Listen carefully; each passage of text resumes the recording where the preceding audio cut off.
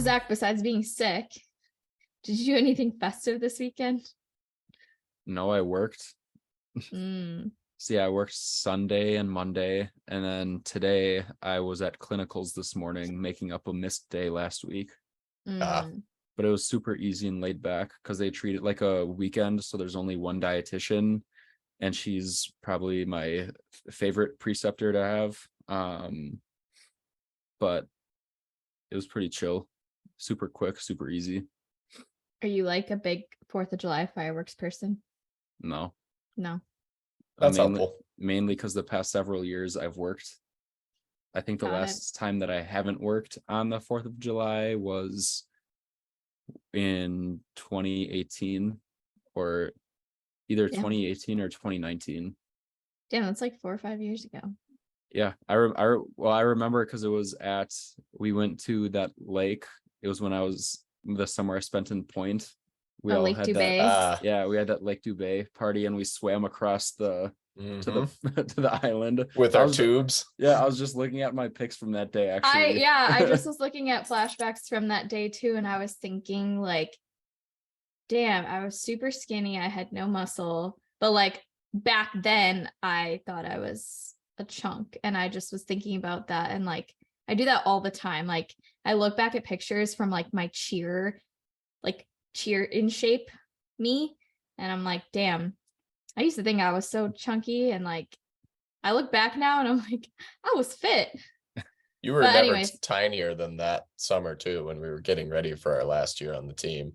But yeah, that day going out to the lake was great. I remember we all loaded up our coolers on top of our tubes and then swam across the lake to the sandbar and just stayed out there for hours. That was awesome. For those of you who aren't in Point and don't, or like have never been in Point and don't know what we're talking about, basically it was like this tiki bar and grill on a beach, and you swam out probably, like, how many yards do you guys think it was? It was probably 200 yards at least. 200 yards, yeah. And then I'd say it was probably at least like half a football field. That's 50 yards. That's but 50 it's okay. yards. Oh, I don't know. Zach doesn't sport. Okay, first of all, yeah, I don't sport. Second, it's been 5 years, so I was just trying to visualize a football field in my head and try to visualize the island from 5 years ago. How many Olympic barbells is it if you line them up? Anyways, I bought, I don't know where everyone else got their floaties, but I'm pretty sure I bought like a Walgreens or Walmart. Mine was Walmart. Donut or like popsicle floaty, and mine was a big duck. Yeah, we loaded, like, I think I had my stuff in like a Ziploc, like my phone in like a Ziploc bag or something like that, and like we had all of our food and drinks on a floaty. Like we didn't have a boat or a kayak or anything. We just swam till we got to the little island, and there was nothing on the island. It was literally just sand, and we laid out. I mean, I think it had I think it had a bunch of trees on it. It was like a mini. Well, yeah, but I'm saying like forest. it didn't have like bathrooms or any type of like structure, I guess you could say. It was all just a big island. Trees. No, it was small, and we just spent the day out there. We had like our big buckets. Like I think I bought a bucket like this big full of alcohol, and filled it with a mixed drink. And that's when I was dieting for my bodybuilding competition. I was halfway through prep. I brought a bunch of diet sodas. I didn't have any alcohol. I had a bunch of diet sodas, and I had a packed Tupperware full of cold chicken and sweet potato fries that I made. And I guess, I mean, at that point I had never done a show, so I don't even think that, not that stuff didn't interest me, but I didn't really know much about it, so I wasn't even paying attention to the fact that you had to do that, Like, and that's actually a good point to get us into the topic of today's episode. True. You're right. This is a nice transition into how to prep and manage, navigate, and like come out of a holiday or like a vacation. At least for me, I used to get super stressed around the holidays, as somebody who like struggled with eating and like kind of an all or nothing mindset for a while. I mean, there's still times that I struggle, but I'm able to manage it a lot better now, I think. It can just be hard with family gatherings in general. Anytime you get together with people that you're not normally with, and there are foods and drinks around that you are not normally accustomed to eating all the time, especially, it just depends on the person. But, Zach, especially talking about when he was getting ready for a show, and a show that was not that far away, if I remember. It was like, so it was the middle to end of August. I think it was like August. I think it was like August 18th or something. So it was maybe like a month and a half. Yeah. So you were a month and a half out, and you had a bunch of college kids around you drinking but alcohol and eating whatever they wanted to, and you're sitting there with your Tupperware container full of chicken and sweet potatoes and your diet soda. Yeah, cold. Can't even warm it up out on the desolate island. Put it out in the sun. Yep. But I mean, it can be hard for people to manage those situations. Zach, you seem to have done a good job of it. Yeah, at that time. It really depends what your goal is and how far into working on that goal that you are, as well as your mindset. And a lot of that's intertwined. Like your mindset's going to change the further you get into it. I remember when I first started dieting, I'd be like, oh, I can fit this in, I can fit that in, it's no big deal. I got plenty of time, like I can work this in. Then like as I was getting closer and closer, it was like more and more tunnel vision. Like I was getting up to almost an hour of cardio most days of the week. I was losing the energy, but I was like constantly getting leaner and leaner every day. Like you get in that mindset where every single day you wake up, you're like, what new muscle separation can I find? What new vascularity can I see? And you really just get this tunnel vision at a certain point, and there's like just a certain point where like the switch in your head just flips on, and you're perfectly fine doing whatever you need to do, because one, you know that you have to do it to get to where you want to be if you want to be as successful as you can be given your circumstances. But also you have already been doing it for a certain period of time, so at that point it just becomes kind of natural and day to day. So like you said, of being around a bunch of college kids who were drinking and eating whatever, like I'd been around that pretty much. That was like my third year of college, and I had already been doing a lot of stuff previously, just not that intense. So I had no problem like saying, hey, I can be around this. It's no big deal. I'm not interested in it. I'm interested in whatever I'm doing. I do remember you coming to parties at that time with us, and you would maybe have like 1 or 2 White Claws packed in your bag, and that was it. And that was all you would drink, or you just wouldn't drink at all. So, I mean, you're right. You did have a lot of practice when it came to it.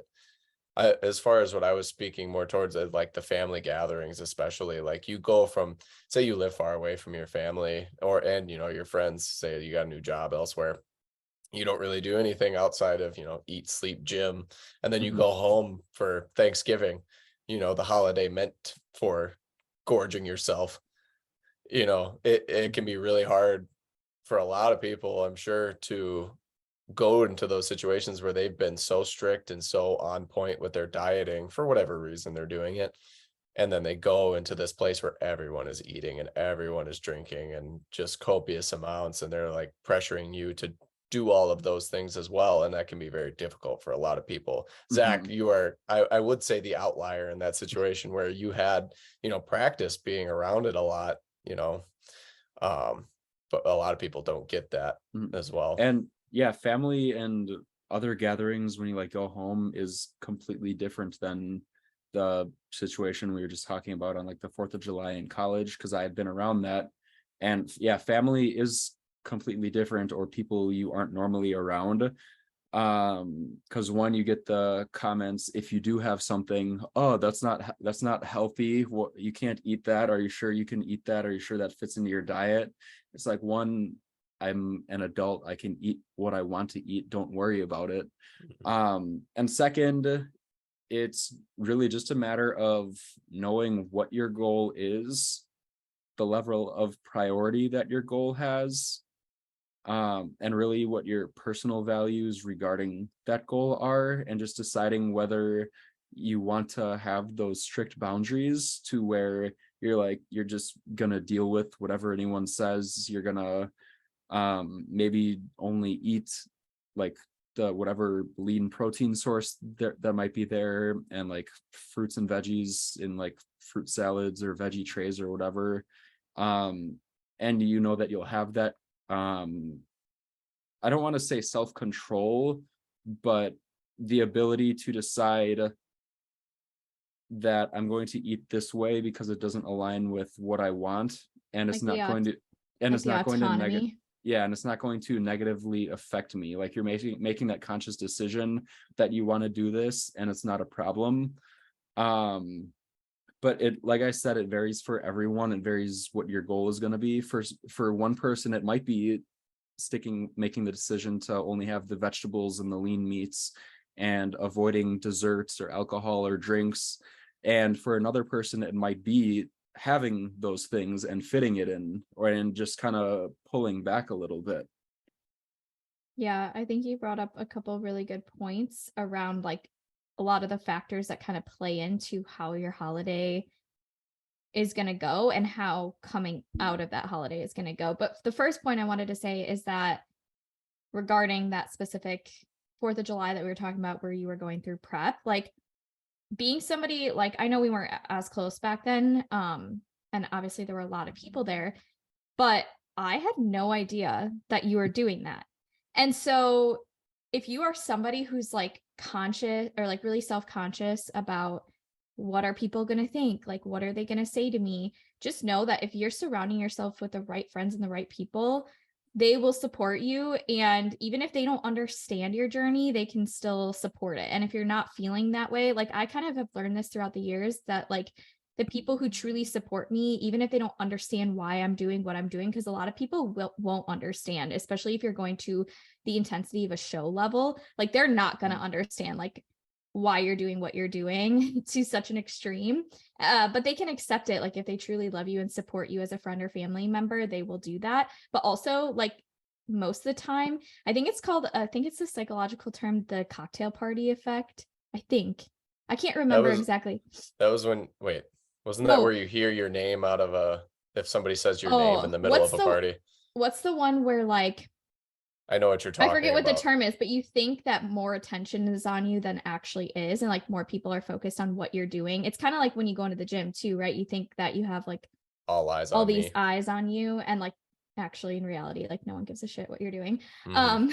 But same thing with navigating like holidays, right? Like I don't pay attention to what people are putting on their plate. I don't pay attention to how much they're drinking, whether they're drinking or not. Like that's just not something I focus on. And for the people that do, I think they have their own internal issues going on, especially if you're doing something for health reasons. They're probably insecure about something, so they have to point out you like making a healthier choice or something that's different from the rest of the party, or even the opposite direction. Like people know that I'm a health coach, they know I'm in the fitness industry. If they see me eating a cookie or a piece of cake, they're like, oh, I thought you were a health coach, like why are you eating that? And it's just like, just don't comment on what people are eating. Like just don't, like it, there's no need for it. And it just, there's already so many people out there who do have negative relationships and mindset around food that's so unnecessary. But most of the time, more times than not, people, especially friends, I think it's like Zach said, it's a little bit different going home to family, but like most of the time friends won't care. Like they will not care. And if they do, they're not the right friends for you. Sorry to say it, but if they're not going to support you, regardless of if they understand or not, they're not the friends for you. Family's a little, what? I was going to say off that point, like Zach back in the day, we just wanted him at the parties. We didn't care if he was drinking or not, even if we gave him crap for it at the time.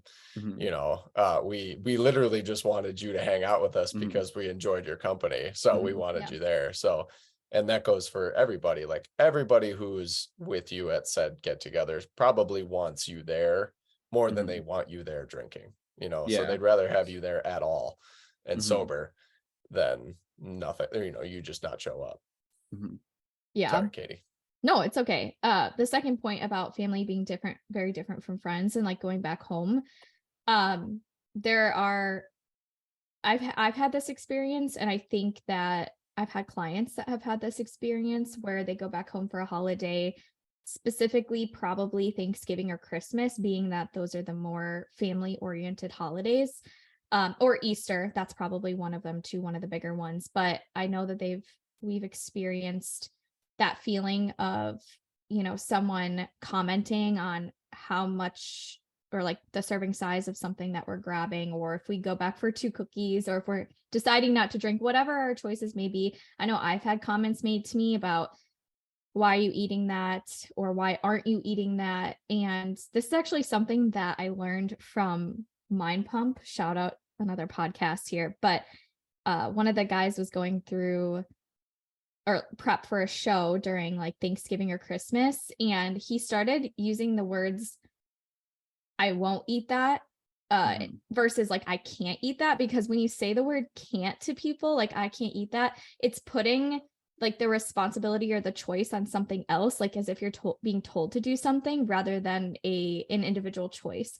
So if you start using it more as like, you're deciding not to, you're choosing not to, then I think people will be more likely to leave you alone, because they know it's your decision rather than like a program's decision, or even like a coach's decision or something that's telling you to do something. But if you kind of come at the angle of like, I won't eat that, or I'm not going to eat that, or I don't want to eat that, I think people will back off a little bit more. Absolutely. And that's kind of what I was getting at earlier with the autonomy and making that conscious decision of, do I want this, and is it going to fit my goal, or am I going to make that decision not to have it? And that the way you phrase it is super helpful, not even for just when you're like at some kind of holiday or get together, but even in just day-to-day life as you're working towards your goal. Like if you have a craving for something and you have that decision where you know that it might not be the best idea for your goal, and you don't really want it, but you still use that phrase, I can't have it, that's more than likely just going to make you want to have it even more, as opposed to just saying, I just don't want it. It's not something that I need at this time, and it's not going to affect me or bother me in any way. So yeah, the way you phrase it, and not only talk to others, but talk to yourself, is definitely helpful too. Yeah, I agree. Yeah, it's one of those, I will say that, we're all coming off of a background where it's seeming like we're saying you need to restrict yourself while you go on a holiday, or you're at a family get together or whatever. That is not what we're saying at all. Like, there are definitely people that, their goal, like Zach is saying, is for, them just to live a healthier lifestyle or lose some weight or so on and so forth. You can absolutely go eat and drink whatever you want at your holiday get together, depending on your goals, if they allow for that. Now, easy ways to mitigate, binging and overeating and over drinking are, like portion control. Another thing that I loved that the Mind Pump guys talked about, that Katy was just referencing from that episode, because I think we will listen to that one together, was if you really want to try and stay away from those highly calorically dense foods, ones that won't help you reach your goals, fill up on the veggies first, or fill up on the fruits and veggies first. That way you have a high fiber, high volume amount of food with relatively low calories, usually, unless you just cooked them in straight butter. Which happens sometimes. We are in Wisconsin. It happens. We love food here.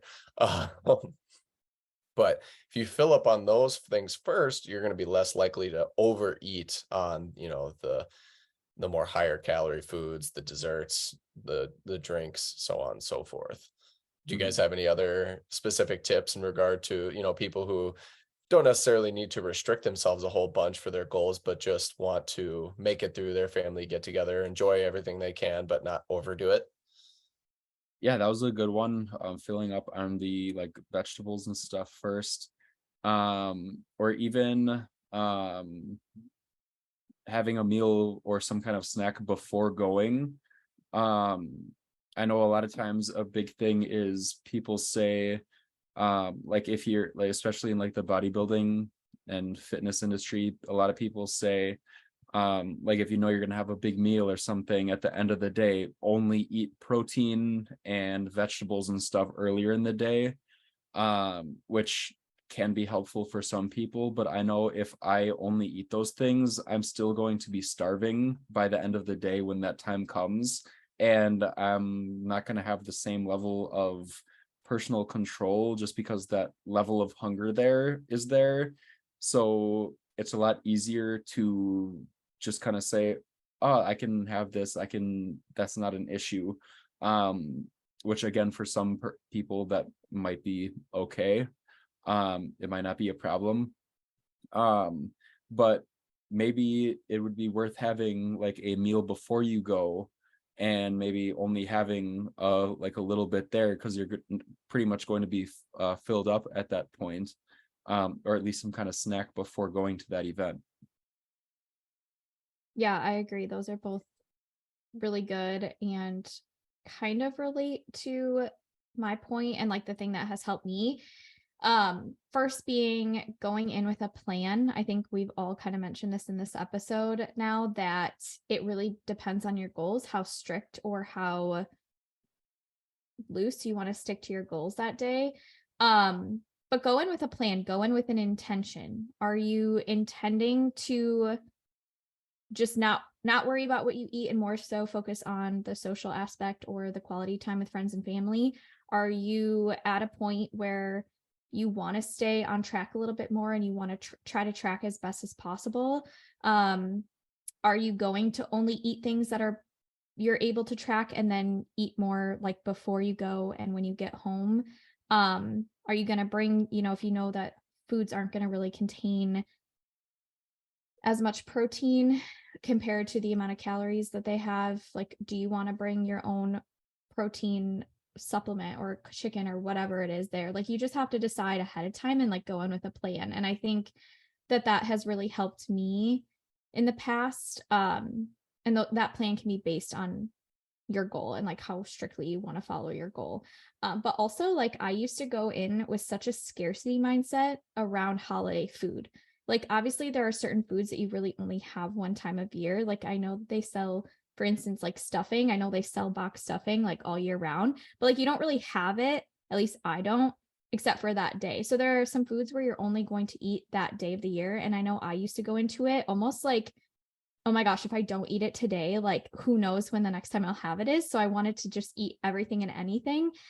But now I kind of go more so into it as, is this food, like as I'm going down the line, if you have your food set up in a line there, like a buffet style, I go through each food and I'm like, is this a hell yes food? And if it's not a hell yes for me, then it's a no, like I could live without it. And so that's kind of how I go about it now to decide what foods it's actually worth spending my calories that day, whether I'm counting or not, whether spending my calories on that is worth it or not, is basically how I go about deciding. And same thing with like desserts. I don't know about anybody else's family, but my family always likes to have multiple dessert options. And I always used to feel the need, because again, of that scarcity mindset of like, oh my gosh, when am I going to have my aunt's like eclair dessert again?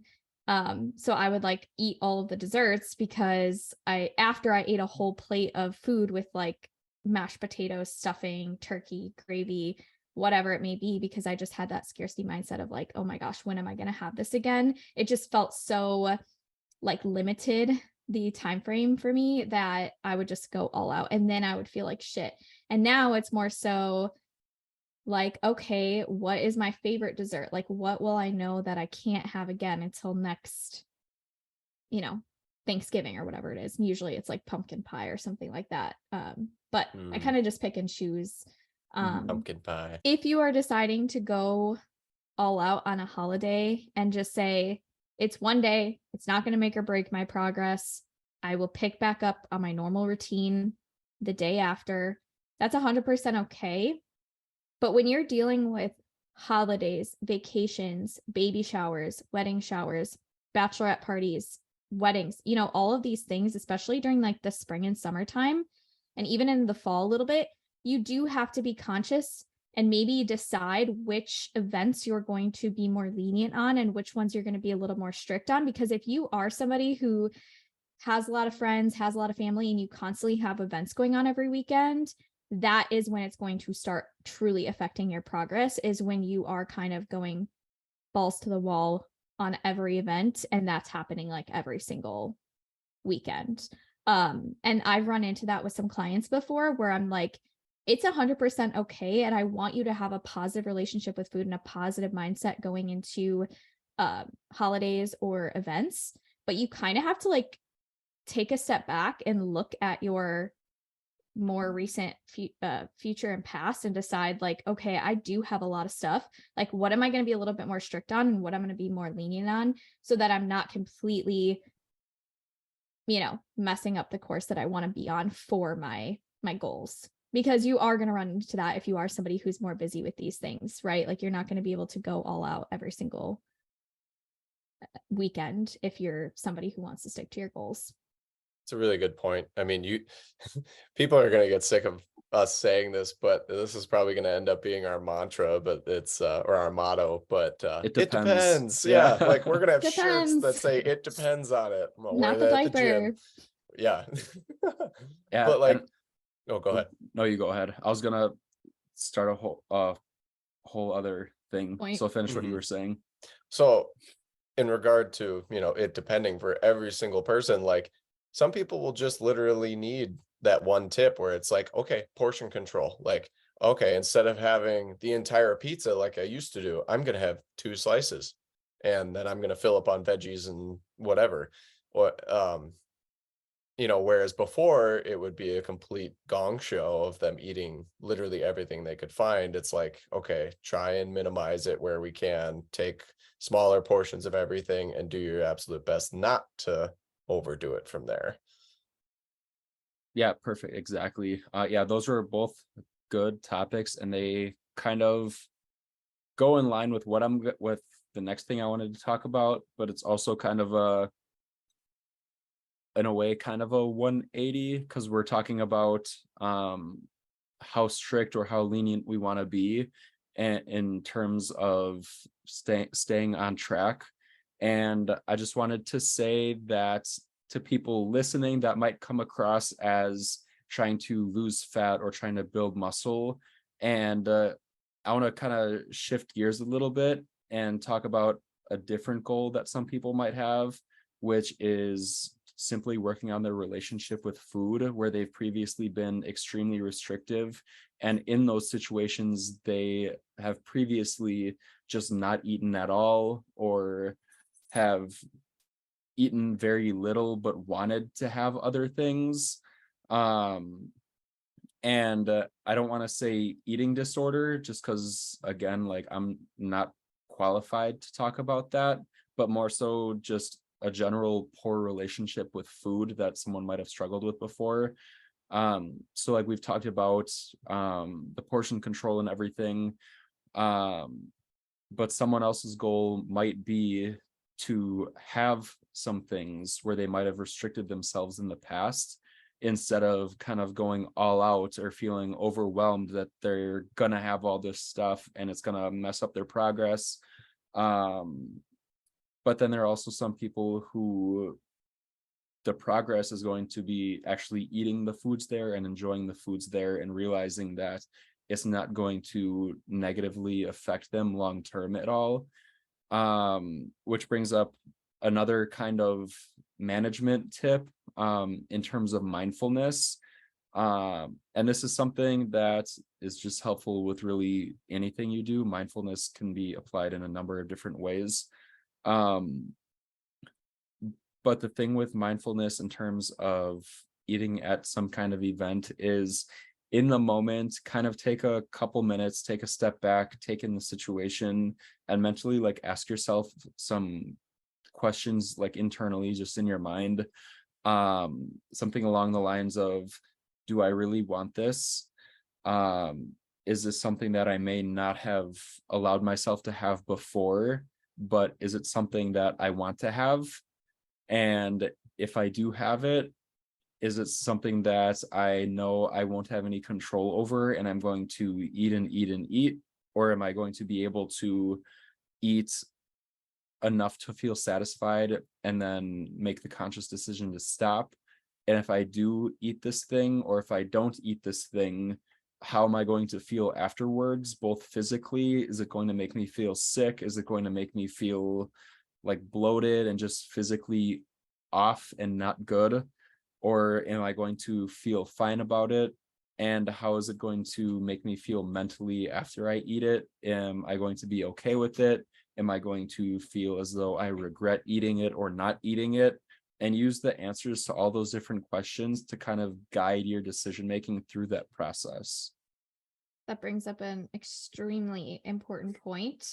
As I mentioned before in my hot seat episode, I did struggle with an eating disorder, but this could go, like Zach said, for people who aren't diagnosed but may have still an unhealthy, I mean, you can have an unhealthy relationship with food and not be, diagnosed with an eating disorder.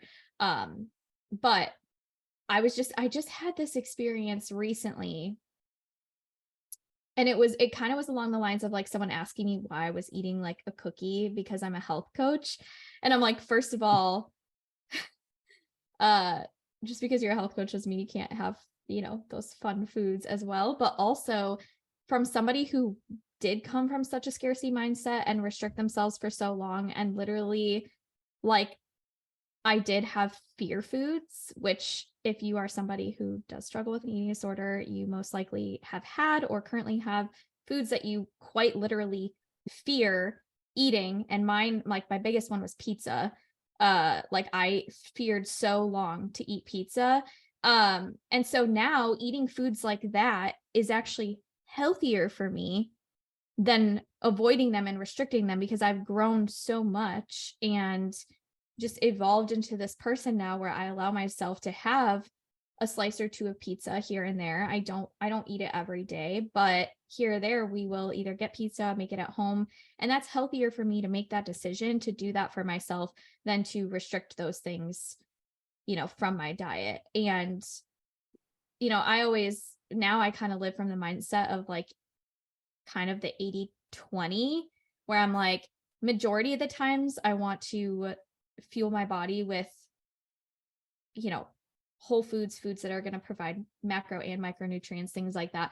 But I do have fun foods, and it's healthier for me to do that and eat a cookie, eat a piece of cake. I mean, most nights I save 2 Oreos for myself at the end of the night, because that's just like something I enjoy eating, and it's, it's small, it's not overwhelming. And to me, it's healthier for me to do that now. Like I am a healthier person for having that mindset than the opposing mindset. Yeah, absolutely. And that is also kind of something I wanted to talk about too, because pizza is also my food that I have struggled with in the past a lot. In college, like I would get it was always a large pizza from either like Papa John's or Domino's or something. And I would get a large pizza because it was like pretty much the cheapest option. They would always have some kind of deal, like a one topping for $7.99 or whatever. And I would always get it. And for some reason in my mind, I would have that scarcity mindset where I have to eat the whole large pizza in this one sitting. Otherwise, because it's not healthy for me, so I don't want leftovers. So I don't eat it 2 days in a row or even 3 days in a row or whatever. And that is something like I struggled with a long time. And I'm in the same boat now where I make the conscious decision based on a number of factors. Some days I might eat most of the pizza, and that's because I've come to that conclusion where it's not a problem for me to eat that whole pizza, whether it's just been like one of those long days where you have a lot going on, you don't think of anything and you haven't eaten much, and you know that I may not have eaten, and maybe I don't have an appetite for anything, or maybe something's just off where I haven't really been hungry, but I'm hungry for the pizza. I'd rather eat that pizza to whatever I'm satisfied with than just not have anything because I'm not hungry for anything else. But then there are also days where I'm fine just eating a couple pieces and putting the rest for leftovers, knowing then I'll still be able to enjoy it the next day or the next few days. So yeah, that brings it really back to working on that mindfulness and being able to make those conscious decisions of, am I okay with having this? Is this going to be a problem for me, whether I do eat it or don't eat it? Either way, is one of those going to be a problem? And am I okay with the outcome of if I eat this certain amount? And just, are you okay with it? Do you know how it's going to affect you in the end? And are you going to be okay with that outcome? Yeah, I agree. I just have one more thing. It kind of relates to what Zach just said, that I think this is something I honestly still struggle with sometimes. And I honestly guess I just didn't realize until you just said that other people actually experience thoughts like this. So that's kind of interesting and like just like a weird revelation for me. But sometimes I still do get into the scarcity mindset where, let's say, we'll like go travel back to my parents' house. And of course, I mean, my mom is a really great baker. Like she bakes the best things. But she also is just a very generous person who spoils me, and she's always giving us treats and wanting to take us like grocery shopping. And I don't know, she's very, very sweet, but we are sent home sometimes with a lot of like leftovers, a lot of dessert sometimes. And I feel like sometimes I do get into the mindset that Zach just explained, where we'll have, you know, either leftovers of something that might not be the most like calorie friendly or macro friendly option, or desserts. And sometimes I do get into that conflicting like dialogue in my head of like, should I just kind of like not stuff myself, but like eat a should lot I just so I don't eat have this leftovers? Yeah, Yep. like Yeah. either eat a lot so I don't have leftovers, or should I just eat this now because tomorrow, like we're coming back on a Sunday after like a holiday, and now like Monday starting back up, like obviously I want to be back on track. I'm going to be getting back in the gym. Like I'm going to be starting over because it's like a Monday and we're back home. It's like I do get into that same mindset, and it might not be exactly the same situation that you experienced, but it's a lot of very similar thoughts and like that internal dialogue of like, should I just quick finish this up even though it's like a couple servings, just so it's like out of my mind, out of my sight in the past, and I can like start fresh tomorrow. And it's been a long road of me like slowly creating like a healthier dialogue and healthier mindset around like, this is not the last time I'm going to have this food. There's a way that I can portion it out the next few days and still be able to like hit my macros. I'm going to be getting in the gym, drinking more water, whatever. Like I'm going to be getting back into things, and it's not going to be bad for me to have, I don't know, I'm going to use chicken pot pie as an example because I think that's something that my mom makes a lot and I love it. And it's like Paula Deen's recipe. It's very like Southern creamy. So like things like that, it's like I can still be able to portion that out and track it to the best of my ability in the days to come. I don't need to finish it all up now and then feel like crap about myself when I know I can just have a portion size now.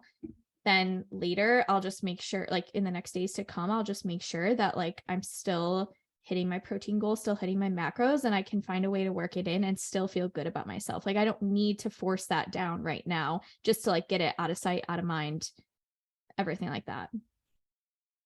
For sure. Exactly. And I, at 100%, like those are the exact same like situations and thoughts that I have too. So you're not alone. And one other thing with the like people like saying things like, should you be having that? Like as someone who's going to be a dietitian, or I say like I'm in school to be a dietitian, I'm getting my master's in nutrition.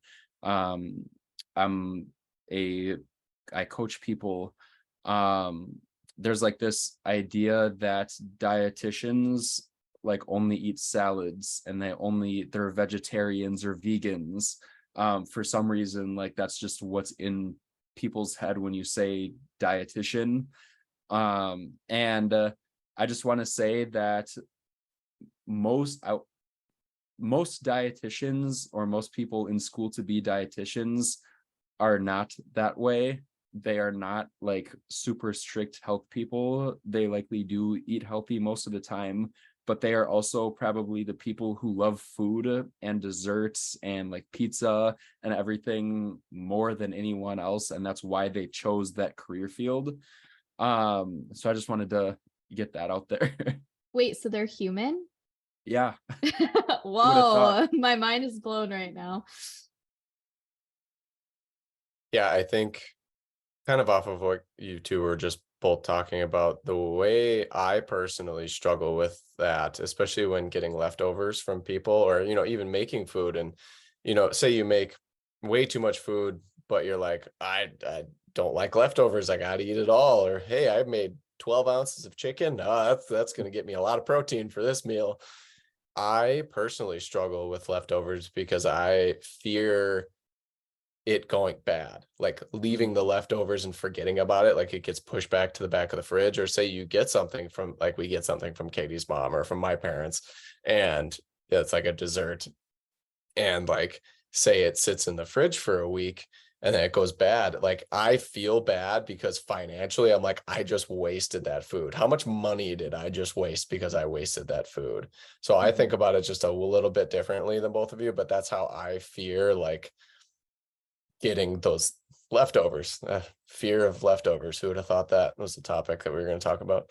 That's completely valid. I feel like this is something I've noticed with you too, and I've been trying to like help you with. I think it helps that I work from home now, so like I'm able to be home and have these leftovers as meals, and I'm not always the best at it. Sometimes I typically don't really eat like a full meal for lunch. Like I kind of just snack throughout the day. So sometimes it doesn't always work out, but like I will keep reminding Gavin, like if there's too much chicken, just leave it. Like I will add it to whatever tomorrow for lunch. Like it'll be okay. I need my 12 ounces of chicken per meal.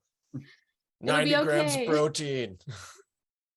Yeah, you're absolutely not alone with that. I'm the same way too. I have those thoughts from all those different angles. I had one other thing along those lines. Oh yeah. And with all of this, I think it comes back to the topic of knowing your own personal values and being able to set boundaries. And it could be just a situation where whoever's giving you the food, like you might need to just say, no, thanks. I'm not interested. And kind of mentally getting over that barrier of not wanting to come across as like mean or like not thankful for it. But just being honest with that person, being like, no, thanks. I'm not comfortable taking that, or just knowing your values, knowing your own, and being able to set barriers. And maybe it could be either just saying, I don't want leftovers. That's something I pretty much always do because I'm constantly working. I work with grad school and work and everything. I missed pretty much every family get together, and I have for the past couple of years. And I'm always asked, like, do you want us to bring leftovers? Do you want us to bring leftovers? And I just say no. I'm not interested. Just for those exact reasons that we just talked about. But for maybe like you guys, possibility could be, sure, I'll have leftovers, just don't give me a large amount like you normally would. Just give me enough for like 1 or 2 days, or let me make my own like container of leftovers of something that I know I'm going to eat and be okay with taking. Yeah, we don't. To Katie's mom, we don't need the entire gallon bag of puppy chow next time. We half a gallon will be perfect. We appreciate all of our families and friends' offerings. I think it's just now we pick and choose a little bit more now what we want to actually take rather than taking everything, leftovers of everything. But also this comes back to like, there's a way to, it's really all about how you say things. Like you can show appreciation, even if you're not taking part in something, you can show appreciation for someone's time and effort, because like when you do make a meal, like I know I've made a meal or like a cake or something for people, and like you kind of do take pride in it. So there's a way to show appreciation, but also let somebody know like it's not really their business. And at the end of the day, it's no one's business. You don't have to explain yourself. You don't have to say why.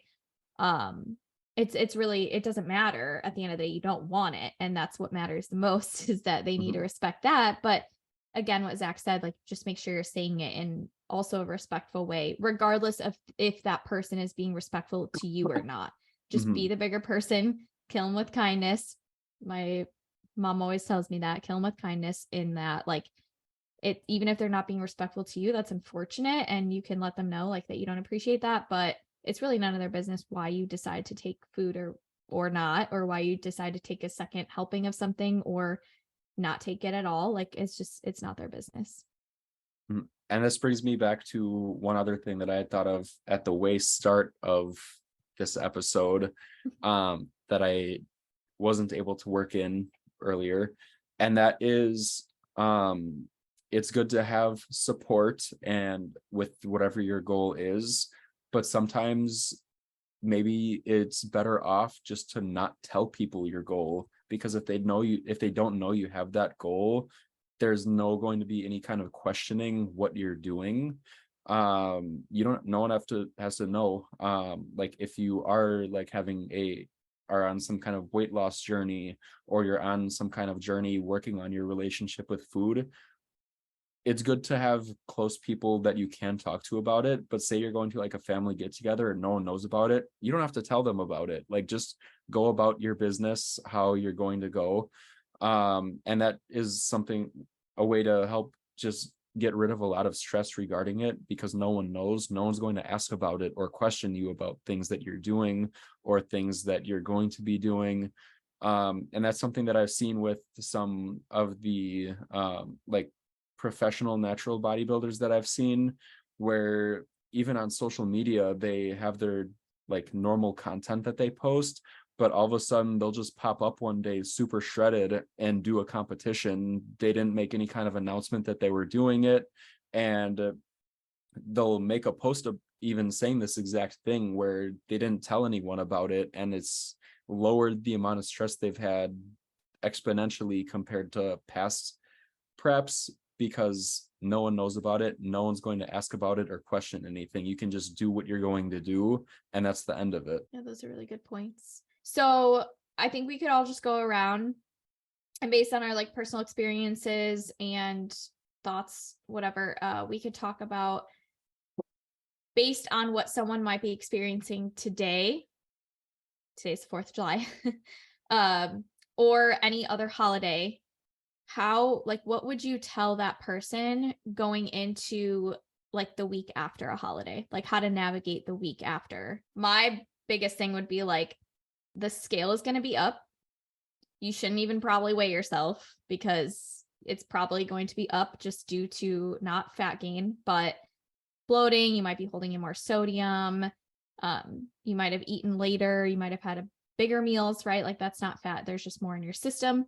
So my biggest piece of advice would be like, don't even bother weighing yourself the day after, because you're probably going to get in your head, especially if you are somebody who has struggled with that in the past.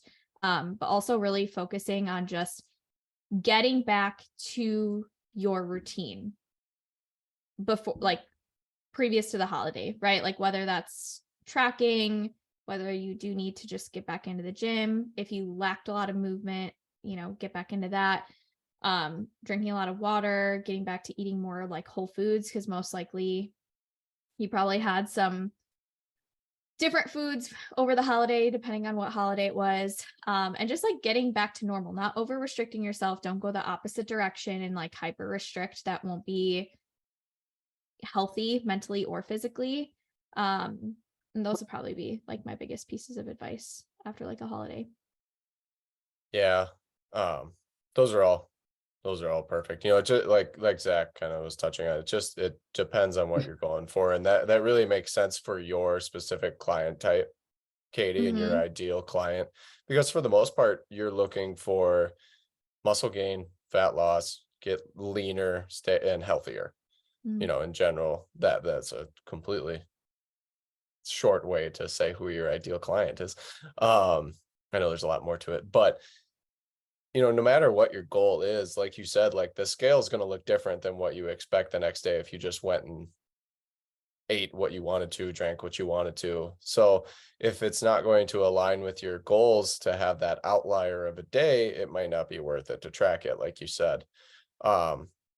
One thing I always like to mention to people is that one instance of you doing something quote unquote wrong or messing up or having like a day where out you of the normal routine. Yeah, there you go. That's a good way to say it. I like that better. It's not going to detrimentally affect what you're doing. Like you said earlier, Katy, like it's the repetitive doing this over and over again. Say I have a lot of friends and family around and I'm constantly having those days where I eat too much or drink too much.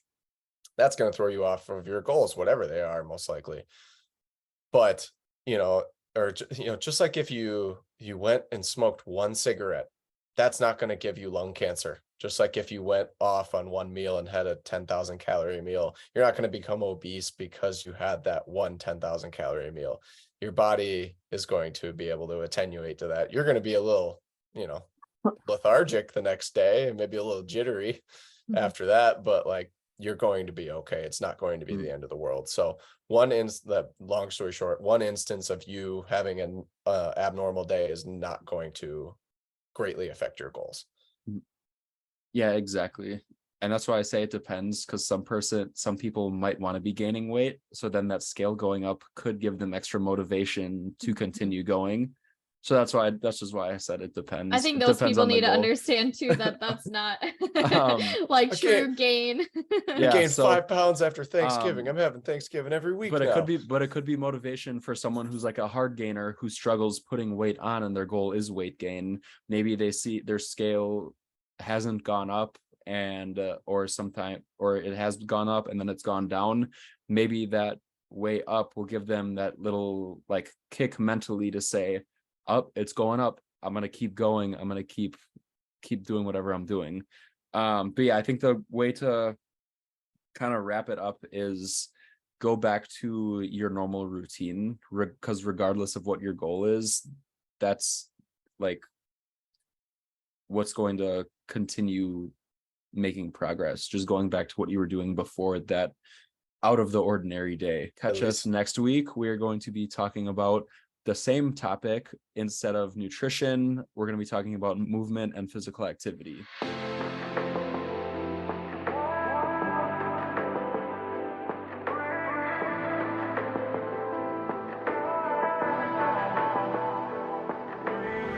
As always, thank you so much for tuning in with us. For more free content and to stay in touch, be sure to give us a follow.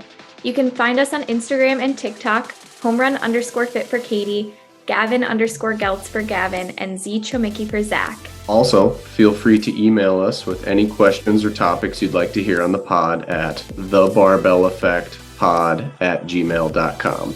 We'll be sure to link all of this in the show notes for you as well. Lastly, if you like this episode, please leave a rating and review so others who can benefit from what we offer can find us. Until next week, keep moving, don't eat like an asshole, and fucking stay hydrated.